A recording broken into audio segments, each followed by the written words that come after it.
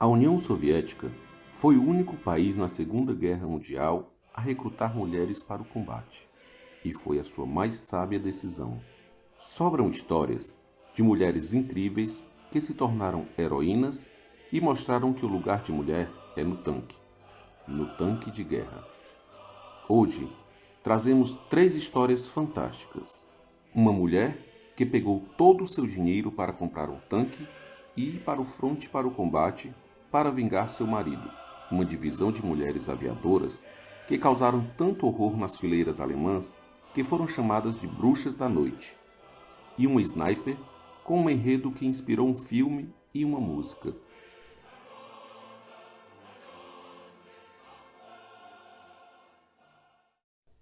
Maria Oktiavskaya, a vingativa. Muitos soviéticos morreram em campo de batalha. O número chega à cifra de 12 milhões, que é o dobro das baixas nazistas. Mas cada pessoa responde à notícia da morte do ente querido de forma diferente.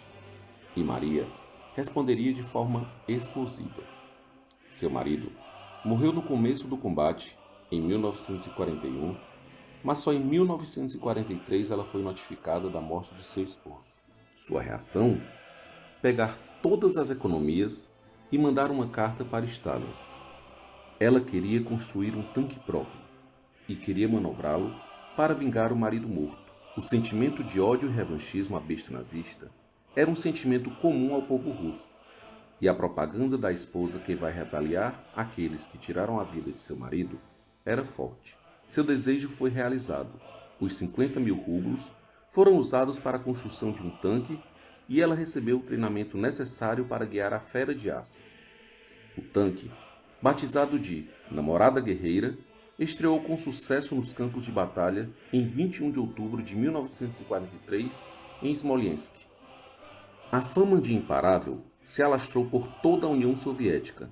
Várias vezes, o Namorada Guerreira era acertado e parava, mas Maria fazia o impensável. Saía do tanque e, no meio do fogo inimigo, colocava o tanque para funcionar e continuava o avanço. Constantemente, desobedeceu ordens de retroceder diante da superioridade inimiga. Uma carreira militar meteórica. Promoções, status e visibilidade. A vingativa esposa parecia invencível e o Comitê de Defesa do Estado soube utilizar bem como propaganda. Em 17 de janeiro do ano seguinte, apenas alguns meses após o começo de sua carreira, sua sorte acabou. Na encarniçada reconquista de Novoe Selo, aconteceu algo que era corriqueiro. O Namorada Guerreira foi acertado por um projétil antitanque e, como de costume, a sargento Oktiavskaya saiu para consertar o tanque e continuar o avanço. Ela conseguiu colocar o tanque para funcionar, mas foi acertada na cabeça por um estilhaço de tiro da artilharia. A lesão a levou ao coma e, poucos meses depois, ao óbito. Maria Oktiavskaya foi a primeira mulher piloto de tanque a receber a maior honraria soviética, o título de Herói da União Soviética. O prêmio foi concedido em 2 de agosto de 1944, após a sua morte. As temíveis bruxas da noite na Segunda Guerra Mundial. Foi bastante comum o uso de mulheres no Exército Vermelho Soviético na Segunda Guerra Mundial. Ao contrário das potências ocidentais, em que as mulheres serviram indiretamente como enfermeiras, mecânicas, engenheiras ou outras funções, na União Soviética havia não somente mulheres servindo ao lado dos homens, mas com divisões específicas. Entre as inúmeras participações femininas, havia uma divisão aérea exclusiva de mulheres, o 588º Regimento de Bombardeiros Noturnos, que ficou conhecido como Bruxas da Noite. Esse regimento chegou a ter 40 duplas. Cada avião precisava de 2 pessoas, uma para pilotar e outra para soltar as bombas, e fez mais de 24 mil missões na situação mais precária.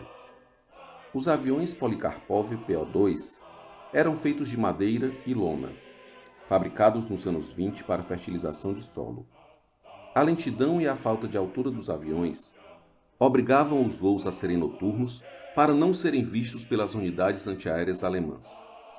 A falta de aparelhos de navegação e a falta de capacidade dos tanques de combustível exigiam ousadia das aviadoras. Elas voavam até perto do alvo. Lá, desciam para abastecer e depois iam para o alvo. Para não serem detectadas pelas tropas alemãs, desligavam os motores e iam planando até o alvo para soltar suas bombas. Chegavam, cada dupla, a fazer 8 missões por noite. O barulho dos aviões planando próximo lembrava, de acordo com os alemães, o barulho de bruxas voando com suas vassouras. Nas 24.000 missões, despejaram 23.000 toneladas de bombas. Tiveram 30 baixas durante os 3 anos de guerra e 23 pilotos foram condecoradas com o título de heroína soviética. A maior sniper da história. A ucraniana Ludmila Pavlichenko era estudante de história em 1941, quando os alemães invadiram a União Soviética. Ela se alistou no exército e foi a sniper mais letal da história com seu Mosin Nagant.